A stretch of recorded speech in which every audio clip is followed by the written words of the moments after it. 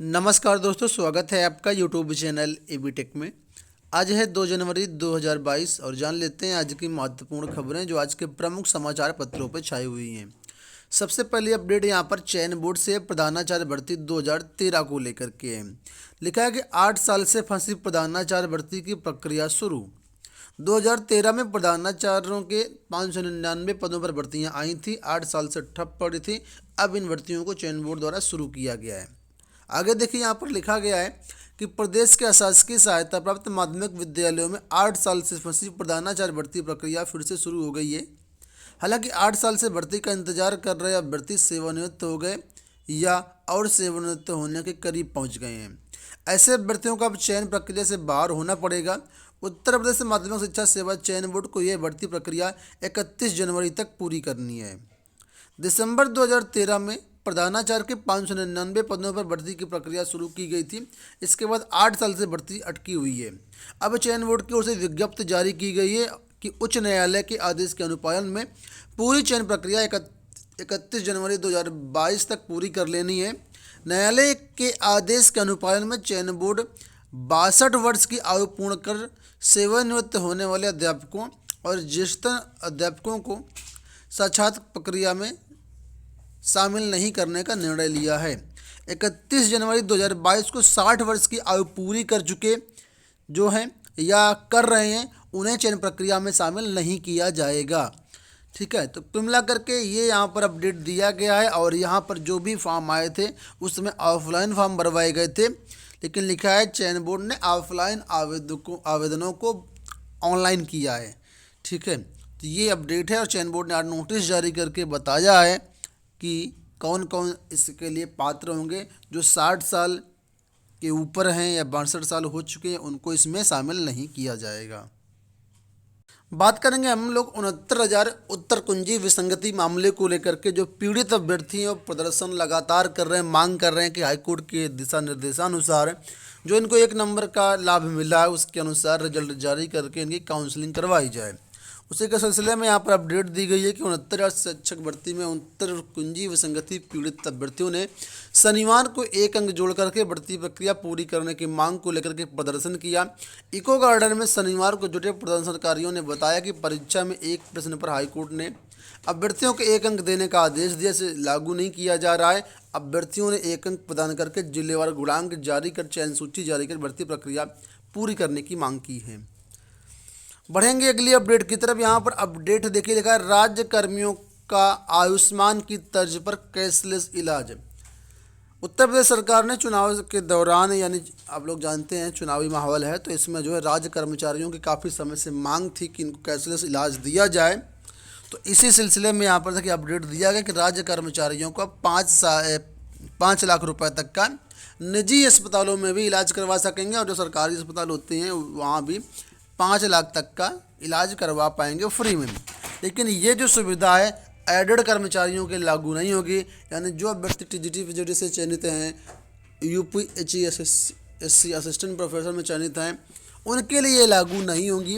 ये सिर्फ राजकीय कर्मचारियों के लिए लागू है। और ऐसे में देखिए यहाँ पर मांग की गई है कि उत्तर प्रदेश शासन सहायता प्राप्त शिक्षण संस्थानों के लिए भी कैशलेस इलाज का सुविधा दे।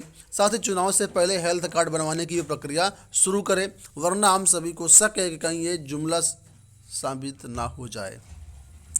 बढ़ेंगे अगली अपडेट की तरफ। यहाँ पर देखिए जो अगली अपडेट है वो लोक सेवा आयोग को लेकर के और एक अच्छी अपडेट है। लिखा चुनाव तिथि घोषित होते ही जारी होगा भर्ती परीक्षाओं का कैलेंडर।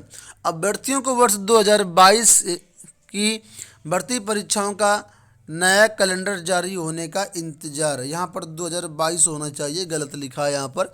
ठीक है, तो जैसे चुनाव की तारीखें जारी हो जाती हैं आयोग का परीक्षा कैलेंडर जारी हो जाएगा। आपको बता दें लोक सेवा आयोग में बहुत सारी भर्तियों का अध्याचन आया हुआ है और सिर्फ जो है चुनाव की तारीखों का ऐलान, उसके बाद कब कौन सी परीक्षा होगी उसका जो कैलेंडर है वो लोक सेवा आयोग जारी कर देगा। पिछला जो भर्ती कैलेंडर था 10 जून 2021 को जारी किया गया था। कोविड के कारण कई परीक्षाएं स्थगित होने पर आयोग को कैलेंडर जो संशोधित करना पड़ा और 2022 में भी कई सारी भर्ती परीक्षाएं हैं, उसी के बारे में यहाँ पर सब कुछ अपडेट होगा। इस परीक्षा कैलेंडर के आ जाने से यही पता चलेगा कि आखिर एलटी गेट भर्ती परीक्षा की तारीख कब है और RO ARO हो गए, बहुत सारी भर्तियां आयोग से आनी है, तो उन सब के लिए जो रास्ता है साफ हो जाएगा और अभ्यर्थी उसी के अनुरूप अपनी तैयारी कर पाएंगे। यहाँ पर देखिए लिखा हुआ है कि आयोग को कई नई भर्तियों के लिए पदों का रियाचन भी प्राप्त हो चुका है, लेकिन आयोग चुनाव कार्यक्रम जारी होने का इंतजार कर रहा है। चुनाव की तिथियां घोषित होने के बाद कैलेंडर जारी होगा तो भर्ती परीक्षाओं के आयोजन में कोई बाधा नहीं होगी।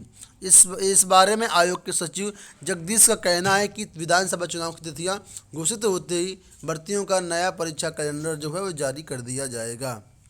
देखते हैं कौन कौन सी भर्तियां यहाँ पर होती हैं। जो कुछ भी अपडेट होगी चैनल के माध्यम से आप लोगों को अपडेट किया जाएगा। फिलहाल बढ़ते हैं अगली अपडेट की तरफ। यहाँ पर अपडेट है दरोगा भर्ती को लेकर के। लिखा है दरोगा भर्ती की CBI जांच के लिए प्रदर्शन आज। नए साल के जश्न के बीच दरोगा भर्ती के अभ्यर्थी आंदोलन की रणनीति बनाने में व्यस्त रहे। अभ्यर्थी दरोगा भर्ती में घोटाले का धांधली का आरोप लगाते हुए CBI जांच की मांग कर रहे हैं और इस मुद्दे पर रविवार को बालिसन चौराहे पर युवा मंच के बैनर तले प्रदर्शन किया जाएगा। शनिवार को प्रतियोगी छात्रों ने जनसंपर्क किया और सोशल मीडिया पर अभियान चला करके अभ्यर्थियों से धरना प्रदर्शन को सफल बनाने की अपील की।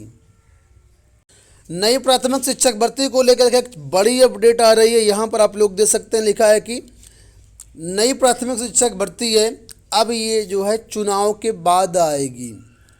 ये बयान कहाँ से आया हुआ, तो यहाँ पर सारा कुछ देखिए। यहाँ पर लिखा हुआ है किसने बयान दिया है, तो लिखा है बेसिक शिक्षा राज्य मंत्री स्वतंत्र प्रभार डॉक्टर सतीश चंद्र द्विवेदी ने बीते 24 दिसंबर को 17,000 शिक्षकों की भर्ती की घोषणा की थी, लेकिन अब तक भर्ती का कार्यक्रम जारी नहीं किया गया है।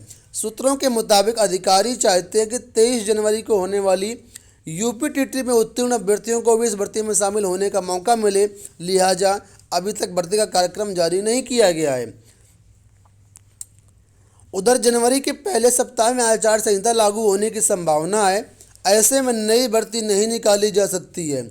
आयोग आचार संहिता के दौरान भर्ती परीक्षा कराने की मंजूरी भी नहीं देगा।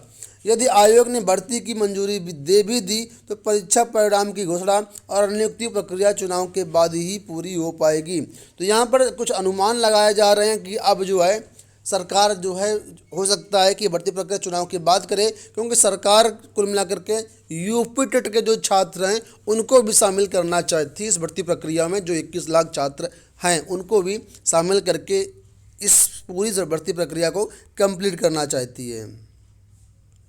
चुनावी दौरान है तो अलग अलग पार्टियां अपने जो वोटरों को रिझाने के लिए अलग अलग प्रयास कर रही हैं।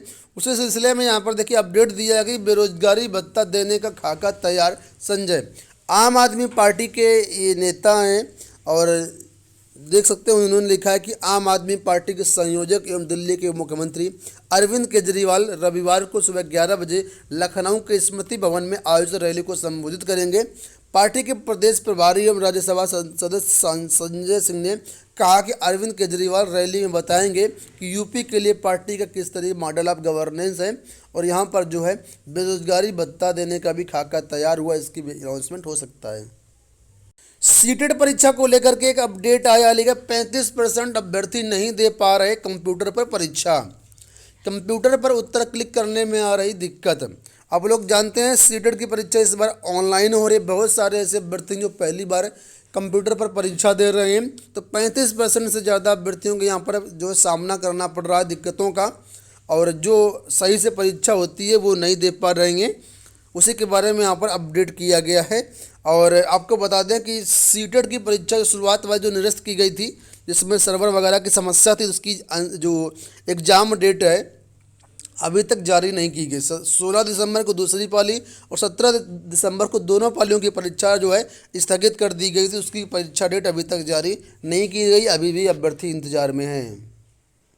दोस्तों ये हो गई आज की सारी सूचनाएं। आशा करते हैं वीडियो पसंद आया होगा। इस वीडियो में इतना ही, धन्यवाद।